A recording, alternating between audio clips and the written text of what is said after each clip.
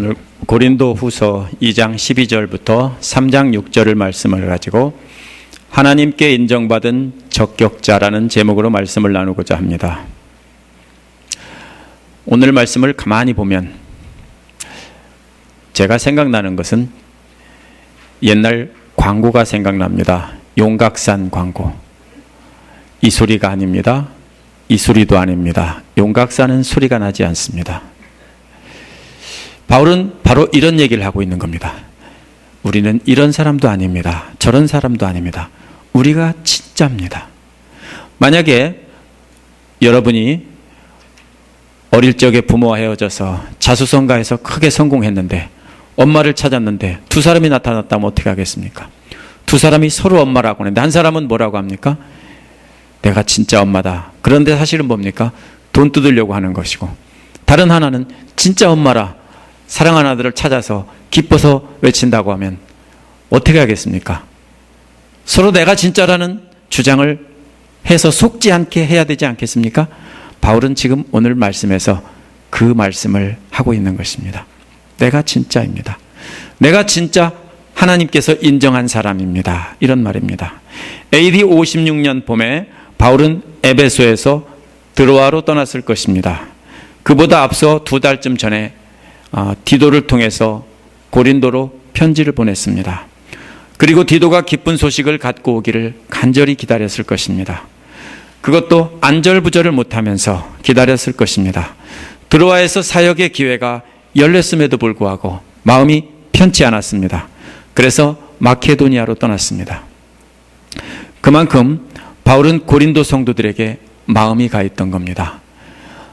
드로아가 어디 있냐면요, 지금의 터키의 북서쪽 꼭대기쯤에 있습니다. 거기에서 마케도니아는 어디냐면 그리스의 북쪽인데요, 북쪽 빌립보를 가리킬 것입니다. 이렇게 해서 다른 곳으로 이동을 했습니다. 이처럼 안절부절 못하며 기다리고 있던 것은 고린도 성도들의 소식이 궁금했습니다. 왜 그러냐면 거룩하기만 하고 용서할 줄 모르던 그러한 고린도 교인들이 걱정이 돼서 편지를 보냈는데 과연 변화돼서 서로 용서하고 화해했는지 그것이 궁금했습니다. 전번에 뭐라 하겠습니다. 거룩을 원하시는 게 아니라 용서를 원하신다겠죠. 근데 거룩하기만 하면은 옛날 예수님 당시에 바리새인과 똑같고 많은 사람들과 마찬가지입니다. 예수님께서 하신 말씀이 다 뭐가 되는 거냐면 헛것이 되는 겁니다. 그래서 그것 때문에 걱정하고 있습니다. 사탄은 뭐라고 합니까? 거룩해라 하고 용서하지 말라고 합니다. 그것은 사탄의 전략이고 사탄에게 속아 넘어가는 것입니다. 그러나 예수 그리스도께서는 용서하는 것이 먼저다라고 말씀하신 겁니다. 그래서 바울 일행은 이미 먼저 용서했다는 것입니다. 용서의 본을 보인 자기들을 보라는 것입니다. 자기들은 하나님으로부터 인정받은 적격자라는 겁니다. 자기들이 진짜라는 거예요. 오늘 본문을 통해서 어떻게 하나님으로부터 인정받는 적격자가 될 것인가, 그것을 알아보는 시간을 갖도록 하겠습니다. 먼저 하나님의 인도하심에 따르는 자가 적격자라는 것입니다. 바울이 어떻게 하나님의 인도하심에 따랐는지 보겠습니다. 12절에 보면 무슨 말이 있습니까? 바울은 복음을 전하려고 드로아에 갔을 때 문이 활짝 열렸다고 했어요. 복음 전할 길, 일할 길이 열렸다는 겁니다. 문이 열렸다. 이 말은요, 복음 전파의 길이 열렸다는 것입니다. 그것도 주님 안에서 열렸다는 것입니다. 주님 안에서 복음 전파의 길이 열렸다면 당연히 하나님의 인도하심으로 여기고 따라가야 옳습니다. 그런데 바울은 13절에서 마음이 편치 않다라고 했습니다. 이 편하다라는 말은요, 원래 말은 기타줄이나 바이올린 줄 같은 것이 탱탱하게 당겨졌습니다. 너무 탱탱하게 당겨져서 끊어질 것 같은 그런 긴장감을 말합니다. 그럴 때 풀어줘가지고 편안하게 될 수 있도록 풀어주는 것이 바로 이 편하다라는 말입니다. 그래서 이 말이 데살로니가 후서 1장 7절에서는 안식이라고 번역이 되어 있고요. 또 사도행전 24장 23절에는 자유라고 번역이 되어 있습니다. 그런데 지금 뭐가 없다는 얘기입니까? 안식이 없고 자유가 없다는 겁니다. 뭐예요? 마음이라는 말은 원어에서는 내 영혼이라는 말입니다. 내 영이, 누구의 영이에요 이게? 바울의 영이 팽팽하게 당겨진 기타줄, 곧 끊어질 것 같은 기타줄처럼 당겨져 있어서 편하지 않았다라는 겁니다. 그렇게 팽팽한 긴장감이 있고 편안함이 없었던 이유는 디도를 못 찾아서 그래요. 디도를 보냈는데 디도가 올 때가 됐는데 오지 않아서 긴장감이 있는 겁니다. 그래서 바울은 드로아에서 작별을 하고 마케도니아로 갔다는 겁니다. 드로아는 지금의 터키의 서북부에 있는 항구 도시였습니다. 아주 좋은 곳이었습니다. 성도들은 바울을 존경하고 환대를 해 주었을 것입니다. 바울의 가르침에 경청하던 사람들입니다. 그것처럼 좋은 곳이 어디 있겠습니까? 바울은 드로아로 갔을 때 그곳에서 일할 길이 주님 안에서 활짝 열렸다라고 했습니다. 그곳 사람들은 바울을 따뜻하게 환대해주고 복음을 마음껏 전할 수 있도록 여러 가지로 지원을 해주고 여건을 마련해 준 것입니다. 그런데도 바울은 거기에서 작별하고 마케도니아로 갔다라는 겁니다. 마케도니아는 그리스 동북 쪽에 있는 빌립보를 가리킵니다. 마치 무슨 말입니까? 지금 제가 우리 교회에서 제가 하나님 말씀을 전할 수 있도록 여러분이 배려해 주시고 저를 존중해 주시고 제 말을 잘 경청해 주고 있는데 큰 문제가 있어서 다툼이 있는 교회로 내가 가겠다라고 하는 것과 똑같은 것입니다. 제가 진짜 간다는 게 아니고 예를 들어서 그렇다는 말이니까 너무 기뻐하지 마시기 바랍니다. 예, 오늘날 우리에게 이처럼 전도의 문이 활짝 열렸다면 그곳에 머물면서 좋은 대우 받으면서 편안하게 복음 전하고 싶지 않겠습니까? 그리고 그것이 하나님의 뜻이라고 생각하면서 지내지 않겠습니까? 그러나 이처럼 문이 열렸음에도 불구하고 바울은 그곳 사람들과 작별 인사를 하고 떠난 것은 바울의 영이 편치 않았기 때문입니다. 그 영은 바울의 영이 아니라 그 안에 거하시는 성령님이 편치 않은 마음을 주셨기 때문입니다. 따라서 우리도 좋은 조건으로 길이 잘 열렸을 때 이것이 하나님의 뜻이다 하고 무조건 따라가면 안 됩니다. 뭘 생각해야 됩니까? 우리가 기도하며 우리 안에 있는 우리의 영이 편안한지 우리 안에 거하시는 성령님께서 편안한 마음을 주시는지를 생각하고 따라가야 된다는 겁니다. 여러분이 잡을 잡든 자녀의 문제든 모든 일을 결정할 때 마찬가지입니다. 아, 이게 참 좋다 하고 무조건 가면 안 돼요. 어떻게 해요? 기도하면서 이것이 과연 하나님께서 내게 편안한 마음을 주시는지 그것을 생각해 봐야 됩니다. 제가 2010년 2월 우리 교회로부터 청빙을 받았을 때도 가야 하나 말아야 하나 고민을 많이 했습니다. 문제를 놓고 기도하며 참 힘들어 했는데요. 그때 뉴올리언즈 신학교에 있는 뉴올리언즈에 있는 윌리엄스 베프티스트 처치에 다녔는데 그 교회의 인터림 패스터가 신학교 교수님이었던 닥터 톨버트였습니다. 그분에게 제가 미시시피 교회로부터 청빙을 받고 기도하고 있다라고 했더니 그분이 하신 말씀이 바로 그겁니다. Are you comfortable? 그겁니다. 무슨 말입니까? 네가 기도해 보니까 네 마음이 편안하냐? 네 안에 있는 성령님이 너에게 편안한 마음을 주시더냐? 이런 질문이었습니다. 우리도 마찬가지입니다. 하나님을 위해서 어떤 일을 결정할 때 우리 안에 있는 성령님께서 편안한 마음을 주시면 하나님의 뜻으로 받고 그 길을 가도 됩니다. 하지만 계속 편안하지 않으면 그 길을 가면 안 된다는 겁니다.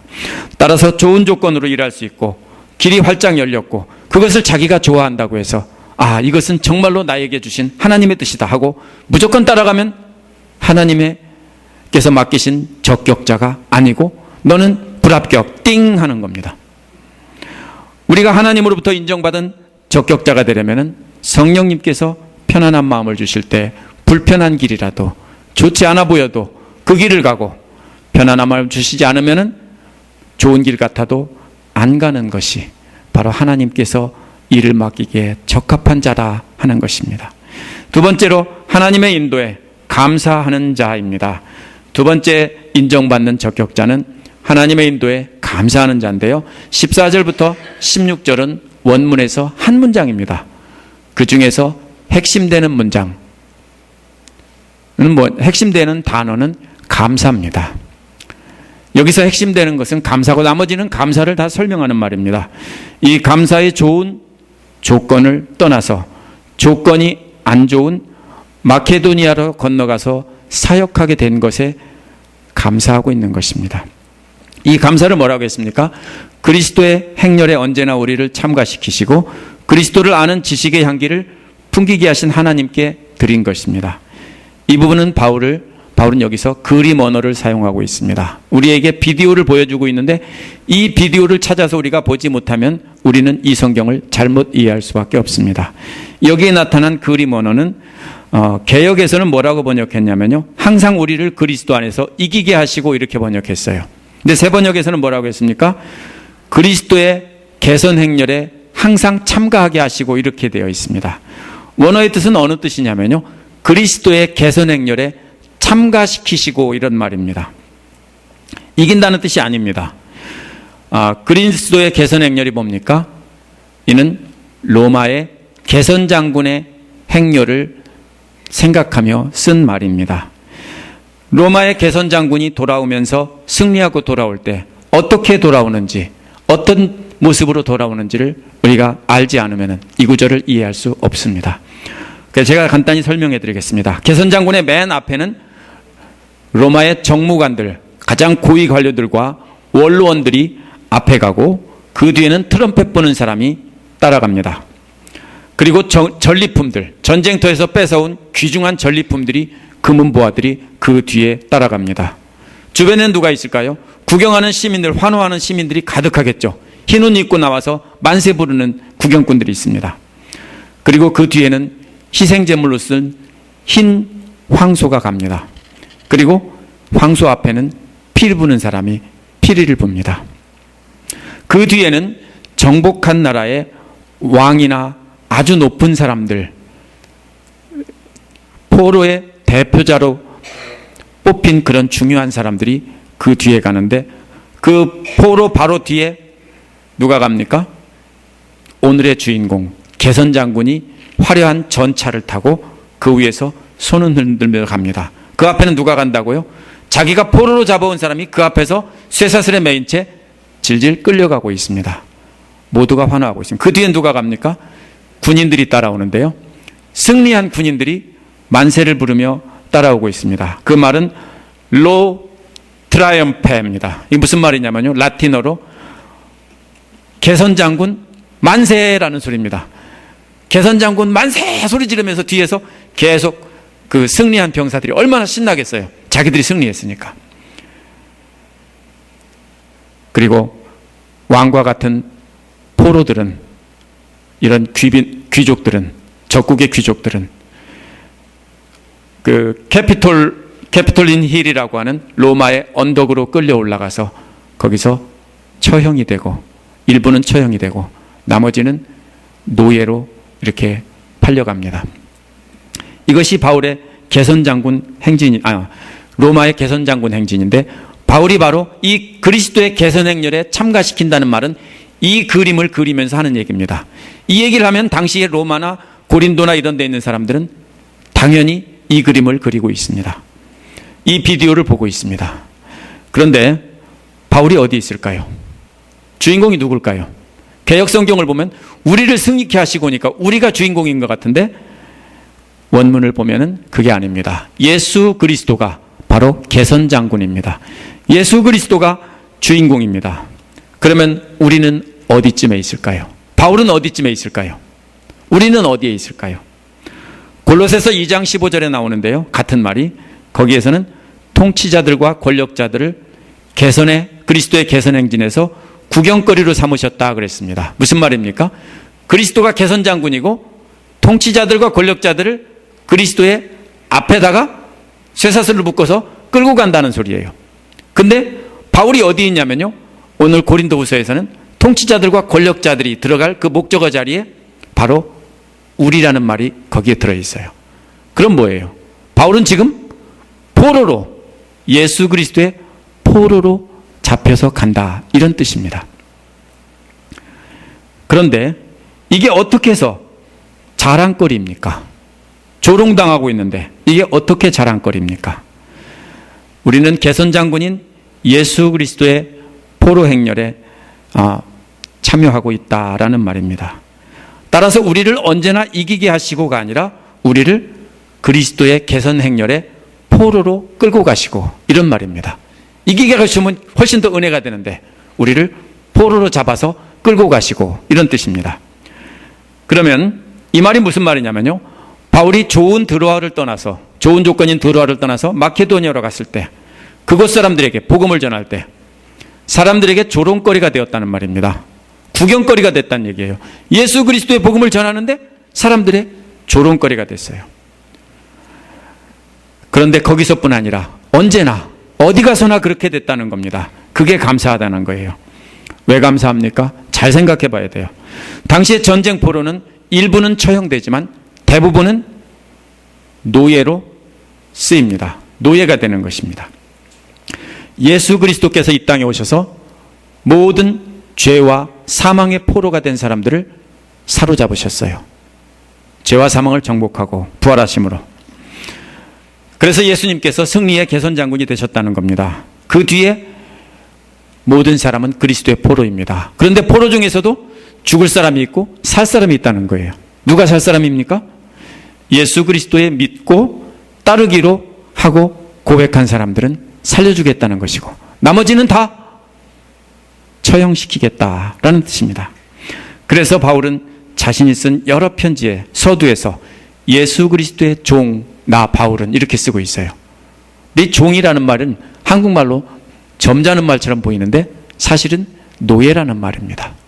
예수 그리스도의 노예인 나 바울은 항상 편지를 이렇게 쓰고 있어요. 이 그림과 연결시켜서 그렇게 말하고 있는 거예요. 나는 예수 그리스도의 포로가 됐는데 특별히 은혜를 입어서 죽지 않고 살게 된 나 바울은 이런 말입니다. 이제 죽을 수밖에 없었는데 예수 그리스도께서 살려준다고 했으니까 새 생명을 얻었기 때문에 마치 승리한 병사처럼 포로가 그리스도 만세 소리치면서 따라가고 있다는 뜻입니다. 얼마나 웃겨요. 그러니까 저 분수도 모르고 저 푼수는 바보짓 하고 있네 이렇게 하면서 조롱을 했을 겁니다. 그런데도 계속해서 뭡니까? 그리스도 만세를 소리 지르고 있는 포로라는 겁니다. 바울 일행을 포로로 삼으신 하나님께서는 바울 일행에게 뭘 맡겼냐면은 그리스도의 지식을, 그리스도를 아는 지식의 향기를 나타내도록 시키셨습니다. 포로이지만 무슨 역할을 맡았냐면요, 그리스도를 따라가면서 그리스도의 향기를 뿌리는 역할을 맡았다는 겁니다. 근데 마케도니아에서뿐만 아니라 모든 지역에서 다 그렇다는 겁니다. 이게 뭐냐면요, 바울은 다메섹 도상에서 포로가 됐습니다. 예수님을 만남으로써 처형당해야 되는데 하나님께서 특별히 살려주시고 커다란 바구니를 맡겨주셨는데 그 바구니에는 향이 담겨 있어요. 원래 그 개선장군의 행렬에서는 향을 뿌리는 사람이 있습니다. 계피나 여러 가지 향이 가득 담긴 것을 가지고 다니면서 길거리에 뿌립니다. 그것을 말이 밟고 사람들이 밟고 그러면서 뭐가 납니까? 향기가 진동을 합니다. 온 거리에. 만세 소리와 향기와 또 개선장군의 모습과 포로들, 전리품들 이런 것들이 쭉 가는 속에서 흰옷 입은 수많은 사람들이 만세를 부르며 외치고 있습니다. 이 그림에서 무슨 역할을 맡았다는 거냐면 포로인 주제에 감히 그리스도의 향기를 뿌리는 역할을 맡았다는 겁니다. 그래서 감사하다는 겁니다. 살려주기로 약속을 받고 대신에 너는 이 향을 뿌려라 하고 역할을 맡았다는 겁니다. 그것 때문에 감사하다는 겁니다. 그래서 마케도니아에 가서 고난 중에도 복음을 전하고 있는데 그것도 너무 감사하다는 겁니다. 맡겨주신 것에 감사하다는 겁니다. 그런데 15절에서 이 향기는 구원을 얻는 사람이나 멸망하는 사람에게나 다 똑같은 향기라는 겁니다. 사실 맞죠? 포로 중에 일부는 살 사람들이고 나머지는 처형당할 사람인데 향기가 진동하는 것은 뭡니까? 똑같습니다. 모두에게 똑같이 향기입니다. 그런데 15절에 보면은 14절의 향기라는 말과는 다른 말을 사용하고 있습니다. 이제는 개선장군의 행렬에서 뿌리던 그 향기라는 말이 아니라 이제는 하나님 앞에 드리는 제사의 번제라는 향기라는 단어를 15절에 쓰고 있습니다. 이렇게 그리스도의 향기를 뿌리는 역할을 맡아서 충실히 하며 감사하는 것이 바로 뭡니까? 하나님 앞에 드리는 번제의 향기라는 것입니다. 하나님 보시기에 아름다운 일이라는 것입니다. 쟤 참 마음에 든다. 내가 살려줬더니 참 살려준 역할을 잘 하고 있구나. 그래서 그것이 하나님이 기뻐 받으시는 향기라는 겁니다. 바울 일행이 고난 가운데서 마케도니아에서 복음을 전하는 것은 하나님 앞에 드리는 희생 제물이 되었다는 것입니다. 자신들의 희생을 통해서 그리스도가 전파되는 것을 그리스도의 향기라고 했습니다.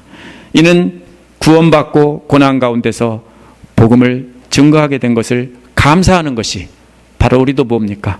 하나님 앞에 드리는 향기로운 제물이라, 하나님께서 기뻐 받으시는 제물이라는 것입니다. 우리가 좋은 환경에서 감사하는 것이 아니라 고난 중에서 감사하면서 예수님의 향기를 우리가 드러내고 예수님의 말씀을 우리가 몸으로 증거하고 말로 입으로 증거할 때 그것이 하나님 기뻐 받으시는 제물이라는 것입니다. 이 향기는 16절에서 두 가지 속성을 갖고 있다고 했습니다. 앞에서는 구원받는 사람이 먼저 나왔는데 뒤에서는 멸망하는 사람이 먼저 나옵니다. 왜 그렇겠습니까?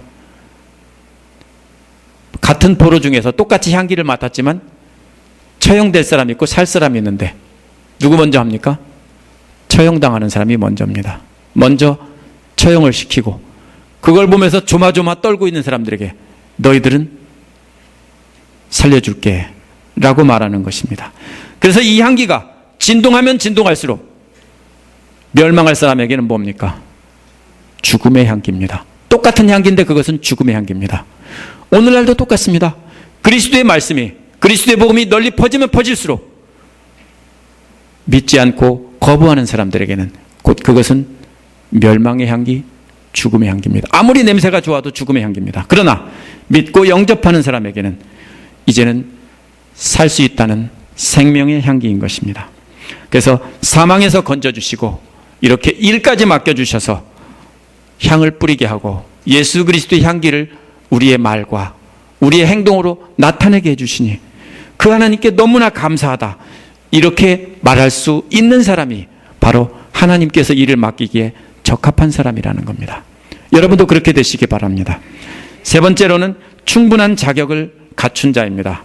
16절 끝부분에 누가 이런 일을 감당할 수 있겠습니까? 이 말은 자신들이 그 자격을 갖추었다라는 것입니다. 강조하는 말입니다. 17절에서 왜냐하면이라는 말이 원어에 있습니다. 왜 우리가 하나님의 일을 감당하기에 충분하냐 하면이란 뜻입니다. 이어서 17절 앞에서 우리는 저 많은 사람들처럼 하나님 말씀을 팔아서 먹고 사는 장사꾼이 아닙니다 라고 말하고 있습니다. 여기에서 부적격자가 누군지 말하고 있는 것입니다. 많은 사람들이라는 것은 고린도 교회에 왔다 갔거나 와 있는 거짓 사도들을 말합니다. 자기들은 진짜고 바울은 가짜라고 가르치던 그런 사람들을 말합니다. 장사꾼이라고 번역된 말은요, 좋은 말이 아닙니다. 조롱하는 말인데요. 불법 거래나 속임수로 장사하는 야바이꾼 같은 사람들, 마약 거래하는 사람들, 이런 사람들을 가리키는 것입니다. 마치 이런 것과 같습니다. 속임수로 사과를 갖다가 파는데 상자 위에다가는 좋은 상자 올려놓고 밑에다가는 돌멩이나 신문지 뚫뚫 말아서 집어넣고 파는 사람과 똑같은 것입니다. 그렇게 한번 팔고 튀는 사람과 마찬가지죠. 이런 것이 바로 여기서 장사꾼이란 뜻입니다. 목적은 뭡니까? 남의 돈을 빼앗고 남을 속이는 것이 목적입니다. 그럼 바울이 이걸 말하는 것은 누굽니까? 저기 어떤 사람들처럼, 저 많은 사람들처럼 나는 그런 사람이 아닙니다. 제가 아까 이 소리도 아닙니다 그랬죠. 저 소리도 아닙니다. 바로 이 말을 하고 있는 겁니다. 나는 저 사람들과 같지 않습니다. 저 사람들은 가짜니까 속지 마세요 이런 말입니다. 자기 자랑이 아니에요. 저 사람들은 분명 가짜고 나는 진짜입니다. 나는 장사꾼이 아닙니다. 돈 받고 돈 놓고 돈 먹게 하는 사람이 아닙니다. 고린도 교회에 와서 복음을 변질시키고 속이면서 그들에게 돈이나 갈취하던 거짓 사도와는 다르다는 것입니다. 그 다음에 합당한 자격을 갖춘 일꾼의 네 가지를 설명하고 있는데, 원어에서 맨 앞에 나오는 말은 진실한 마음으로라는 말이 맨 앞에 나옵니다. 이게 앞에 나와야 되는데 한국말 번역상 뒤로 갔어요. 왜 그러냐면 이것은 야바이 장사꾼과 반대되는 말입니다. 진실한 마음으로는 속임수 없이 판다는 얘기예요. 사과를 파는데 위에도 좋은 게 있고 나쁜 게 섞여 있고 맨 밑에 끝까지 열어봐도 모두 그 밑에도 좋은 사과가 같이 들어있는 사람. 겉과 속이 다르지 않은 사람. 이런 사람이라는 겁니다. 나는 바로 이런 사람입니다. 진실한 사람입니다. 진실한 마음으로 하나님의 일을 하는 사람입니다. 두 번째 나오는 것은 하나님 보내신 일꾼답게입니다. 하나님께서 보내셨다는 것은 마치 한국 대통령이 한국 대사를 미국에 파견한 것과 같습니다. 이 대사는 미국 대통령이나 미국 고위 관료들을 만나서 한국 대통령의 뜻을 전하는 일을 맡는 것입니다. 그러면 항상 어떻게 합니까? 함부로 행동할 수 없습니다. 확인할 수 없는 일이 있으면 어떻게 합니까? 대통령과 연락을 해보고 그 다음에 답변을 해줘야 됩니다. 이것처럼 바로 그렇다는 것입니다. 우리도 뭡니까? 우리는 누굽니까? 주, 지구, 하나님의 대사입니다. 그렇죠? 주, 미, 한국 대사가 아니라 주, 지구, 하늘나라 대사입니다. 그것처럼 뭡니까? 여겨야 된다는 겁니다. 바울은 바로 그 말입니다. 하나님의 일꾼답게 행동한다는 것입니다. 세 번째 나오는 하나님 보시는 앞에서라는 말은요, 심판대 앞에 서 있다는 말이에요. 하나님의 심판대 앞에 있을 어떻게 했습니까? 겸손하게 엎드려서 하나님의 처분만 기다릴 수밖에 없습니다. 그래서 하나님의 앞에 겸손히 엎드려서 하나님의 음성을 듣고 하나님이 시키는 대로 한다는 뜻입니다. 네 번째로는 그리스도 안에서 말한다라는 말인데요, 이는 그리스도의 가르침 안에서 말한다는 뜻입니다. 이거는 마치 제가 우리 아들에게 사인을 해서 책을 주는데요, 금액을 안 쓰고 아들 이름은 꼭 써요. 안 쓰면 큰일 나죠. 아들 이름은 꼭 쓰고 밑에다가 그냥 사인만 해가지고 블랭크 책을 아들한테 몇 장씩 줍니다. 이유는 뭡니까? 등록금이라든지 집세라든지 어떤 것은 정확히 알 수가 없을 때 그렇게 주면은 아들이 뭐만 합니까? 금액만 기록해서 됩니다. 예수 그리스도께서 바울 일행에게 맡긴 이 말씀을 전하는 사역이 바로 이 블랭크 책과 같다는 거예요. 예수님께서 말씀을 통째로 주시고 사인까지 해주시고 네가 마음대로 해도 돼. 그리고 사람들에게 적합하게 그때그때 네가 금액을 써서 주는 것처럼 그렇게 주기만 하도록 그렇게 맡기셨다는 겁니다. 우리 아들이 그걸 갖다가 자기 쓰고 싶은 대로 마음대로 쓸 수도 있습니다. 등록금 가지고 차를 살 수도 있고요. 중고차를. 그렇죠? 새 차는 못 살 테지만 마음대로 쓸 수 있습니다. 그러나 그 다음에 벌어질 일은 책임을 져야 되죠. 그 다음에 어떤 일이 벌어지겠습니까? 저는 다시는 안 줍니다. 절대로 안 줍니다. 다시는 안 맡기죠. 그렇죠? 절대로 안 맡깁니다. 우리도 똑같아요. 하나님께서 우리에게 맡기셨어요. 말씀을 전하라는 사역을 맡겼는데 어떤 겁니까? 우리의 자유가 없어요. 그리스도의 뜻대로 제가 원하는 곳에 등록금 내고 집세 내는 데 쓰라고 줬으니까 거기에만 써야 되는 것처럼 우리도 그리스도께서 우리에게 맡기신 전권을 그대로 행사해야 되는 것입니다. 이것이 바로 그리스도의 그 말씀을 바로 전하는 것입니다. 그런 사람이 바로 자격이 있는 사람이라는 것입니다. 내 마음대로 하는 사람은 자격이 없습니다. 3장 1절에 이렇게 말하는 것이 우리 자신을 치켜올리는 말이나 늘어놓는 것이냐, 우리 자신을 칭찬함으로 우리 자신을 추천하는 것이냐, 내 자랑하는 거냐? 질문이지만 질문이 아닙니다. 당연히 아니다라는 겁니다. 이어지는 질문이 뭡니까? 또 어떤 사람처럼, 앞에서 많은 사람처럼 거짓 사도를 말합니다. 고린도 교회 성도들에게 추천장을 보여주거나 아니면 추천장을 써달라고 할 필요가 있는 사람이냐, 이런 말입니다. 실제로 이 거짓 사도들은 와서 뭐라고 했습니까? 우리가 예루살렘 교회에 어떤 사도로부터 추천받아서 왔다. 이렇게 말을 하고 거짓말을 하고 속이고 우리는 진짜인데 바울은 사도도 아니다. 이렇게 했다는 겁니다. 근데 그 사람을 빗대어서 하는 말입니다. 우리는 그런 거 필요 없어. 쟤들은 추천장 갖고 왔다고 우리는 필요 없어. 이 말입니다.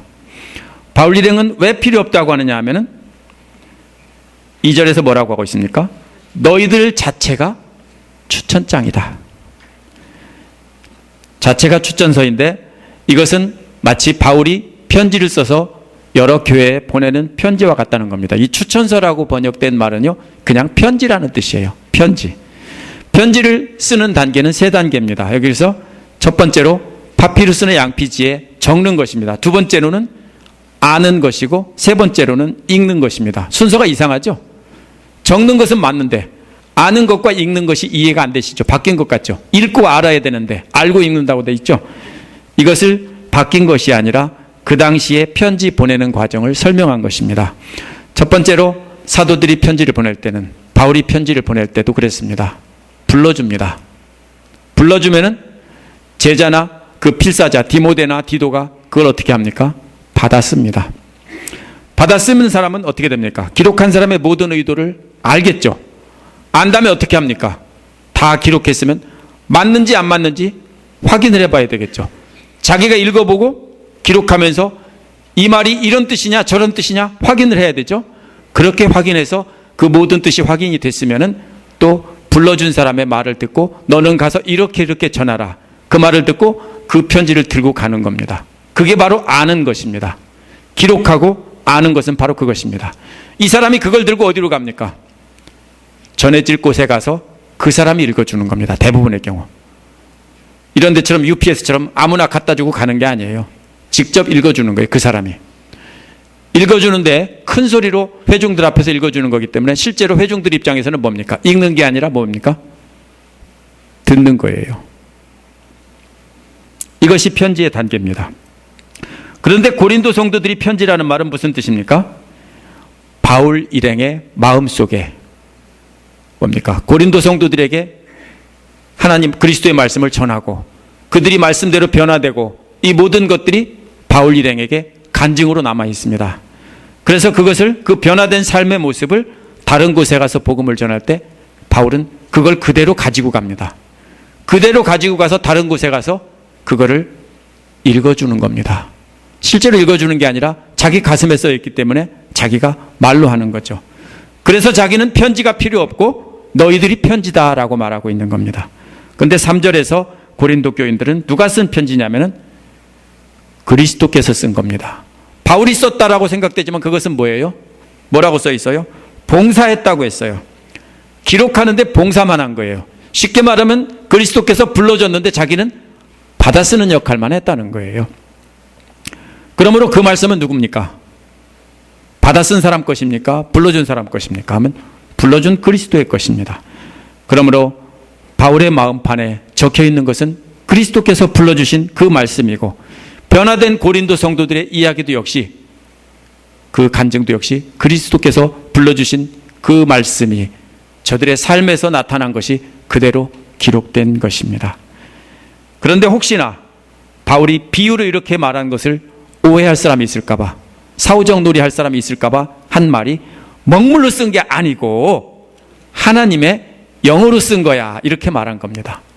혹시 진짜 편지 얘기하는 줄 알고 자다가 엉뚱한 소리 할까봐 먹물로 쓴 게 아니고 하나님의 영어로 쓴 거야. 이것은 무슨 펜으로 썼냐는 거예요. 그 다음에 무슨 종이에다 썼냐? 이것을 말한 것이 돌판에다 쓴 게 아니고 가슴판에다, 마음판에다 썼다 이렇게 말하고 있습니다.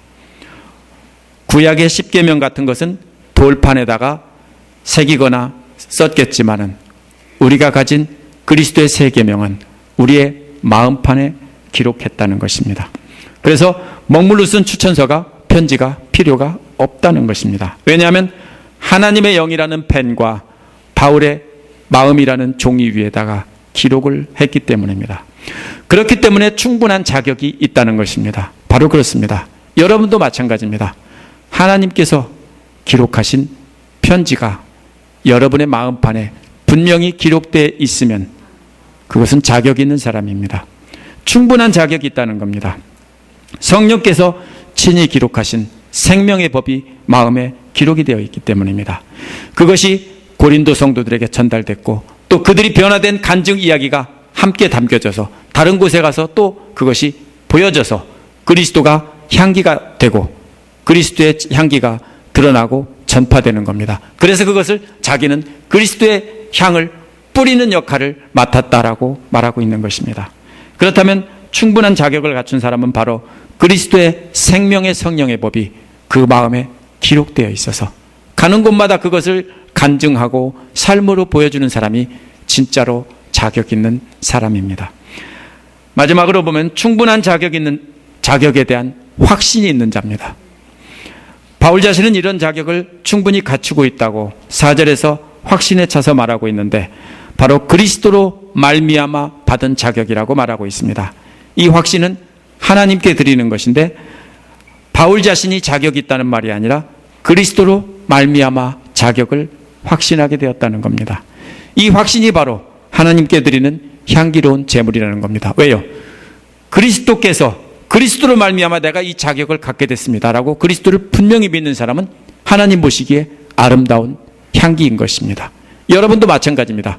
그리스도로 말미암아 내가 이런 놀라운 자격을 받게 됐습니다라고 할 때 그것은 하나님 보시기에 향기로운 번제물이 되는 것입니다.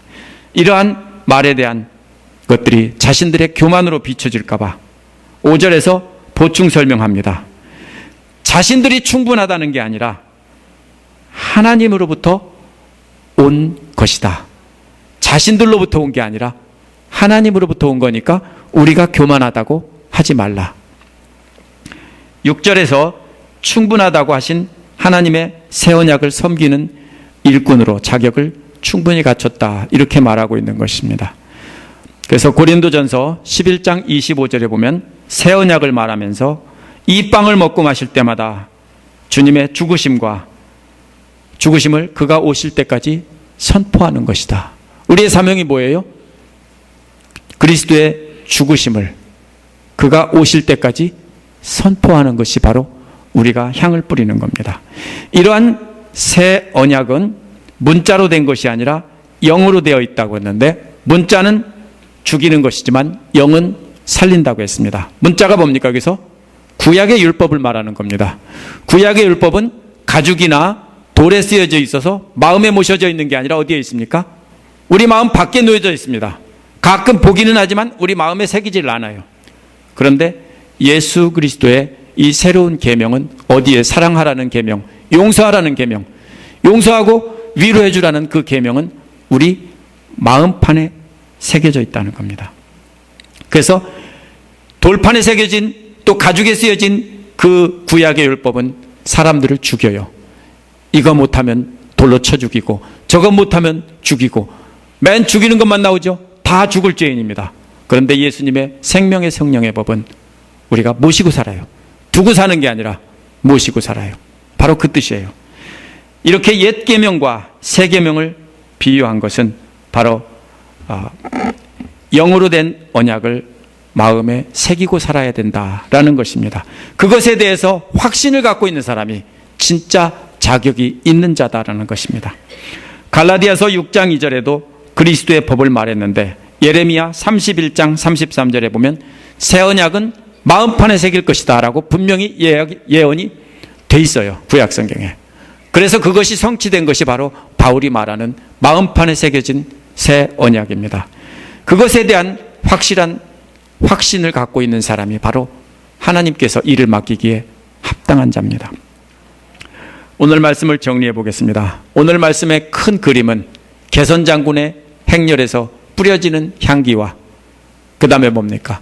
번제로 드려지는 그 번제물의 향기입니다. 그 두 가지가 따로따로 이렇게 연결이 되어 있지만 사실은 한 그림입니다. 뭡니까? 우리가 복음을 전하는 것이 그리스도의 향기를 나타내는 것이 바로 하나님께 드려지는 아름다운 향기다. 또 그 다음에 나와 있는 것이 뭡니까? 돌판에 새겨진 옛 계명과 우리 마음판에 새겨진 새 계명입니다.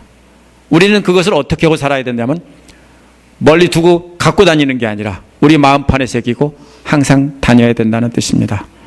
그러므로 여러분 한번 생각해 보시기 바랍니다. 여러분이 만약에 길이 활짝 열렸다고 그냥 따라가는 사람은 자격 미달 땡 합니다. 입사시험 인터뷰에서 떨어진 것입니다. 왜냐하면 우리는 그리스도의 포로이기 때문에 그분이 시키는 대로 할 수밖에 없습니다. 시키는 걸 하면서도 감사할 수밖에 없는 것은 죽어야 마땅한 사람이 살아났기 때문입니다. 거기다가 더군다나 일까지 맡겨줬기 때문입니다. 그러므로 조건이 좋고 나쁘고를 따라서 가는 것이 아니라 하나님께서 성령께서 내 마음에 감동을 주시느냐 그거에 따라서 따라가는 여러분 되시기 바랍니다. 또 여기에 보면은 우리에게 맡겨준 그 직분에 대해서 감사하는 삶을 살아야 합니다. 여러분이 힘들지만 이웃에게 예수 그리스도의 향기를 나타내고 뿌릴 수 있는 위치에 있다면 그것만으로도 감사하시기 바랍니다. 감사가 바로 하나님께 드려지는 향기로운 제물입니다. 또 뭐라고 했습니까? 자신의 이익이 아니라 하나님께서 파송하신 일꾼답게 복음을 전하는 자가 되어야 됩니다. 자부심을 가지고 하나님의 영광이 드러나도록 또 하나님 앞에 심판대 앞에 서 있다는 태도로 겸손하게 엎드려서 하나님의 음성을 듣고 우리가 사는 자가 바로 합당한 자입니다. 여러분에게 뭘 맡겼습니까? 그리스도께서 백지수표를 맡겼어요. 그리스도의 말씀을 통째로 맡기고 그 말씀에 따라서 네 맘대로 사용하라고 했습니다. 따라서 우리는 이러한 것들을 우리가 가지고 우리 마음판에 새겨진 것을 사람들에게 보여주고 증거하면서 우리가 살아갈 때 우리가 하나님 보시기에 합당한 자가 되는 것입니다. 기도하겠습니다.